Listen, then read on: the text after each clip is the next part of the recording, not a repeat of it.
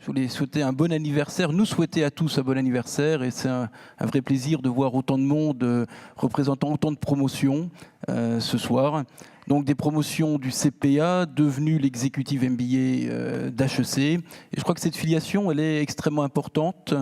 Et bon, alors, comme dans toute fusion, adossement, il y a eu des périodes plus ou moins faciles.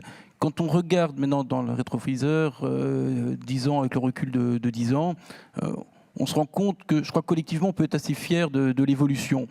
Le premier point, le risque, c'est de perdre son âme quand on fait une fusion. Et perdre l'âme, c'était perdre à l'époque 70 ans d'expérience accumulée.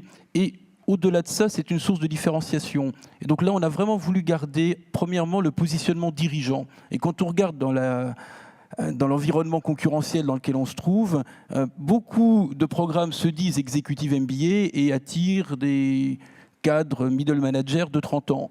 Ce n'est pas le positionnement historique du CPA et ce n'est pas le positionnement que nous avons repris. Et nous avons gardé un positionnement avec une moyenne d'âge entre 39 et 41 ans en fonction des promotions. La deuxième chose, je crois qu'il est important de capitaliser sur l'ADN CPA. Et l'ADN CPA, c'était un ancrage très fort dans le vécu des participants, le travail en équipe, la méthode des cas. Et aujourd'hui, c'est totalement structurant dans notre pédagogie. La grande nouveauté cette année, et là il faut que vous en soyez les ambassadeurs autour de vous, vous qui faites partie de la communauté, c'est votre diplôme, on a cette année la possibilité, certes de suivre un track en Chine, mais d'aller de Chine à Paris, en Russie et au Qatar. C'est-à-dire de pouvoir faire, admettons, 7 modules avec ses copains de sa promotion à Shanghai, mais d'aller faire un module avec les camarades qui sont à Saint-Pétersbourg et d'aller à Doha faire encore une semaine pour terminer. Donc on a introduit cette possibilité de parcours.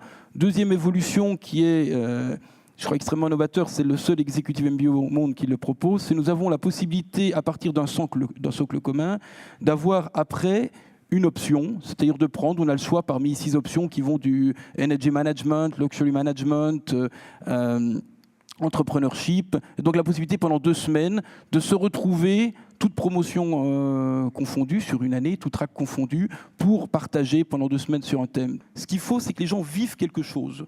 Donc on n'est pas simplement au niveau intellectuel, mais au niveau du savoir-être et du vécu. Et c'est, je crois, l'empreinte historique du CPA qui est très structurant. Et donc le plus grand compliment qu'on peut avoir, c'est quand on croise des anciens qui ont fait le CPA ou qui ont fait l'executive MBA, quand ils nous disent nous, c'est un moment marquant dans ma carrière professionnelle, il y a un avant et un après CPA, un avant, un après executive MBA. Et je crois que c'est le plus beau compliment qu'on puisse nous faire, parce que c'est vraiment ce qu'on recherche, faire vivre une expérience marquante, la possibilité de prendre du recul, de prendre de la hauteur de vue et de revenir dans son entreprise. Bon, en fait, on ne l'a jamais quitté pour l'information, mais de porter un regard différent sur la manière dont on exerce son métier. Je crois que c'est vraiment ça la marque de fabrique de l'executive MBA. Ma vision de l'executive MBA, c'est que c'est probablement le plus ancien qui existe au monde, 80 ans, mais c'est aussi ce qu'on essaie de démontrer le plus dynamique.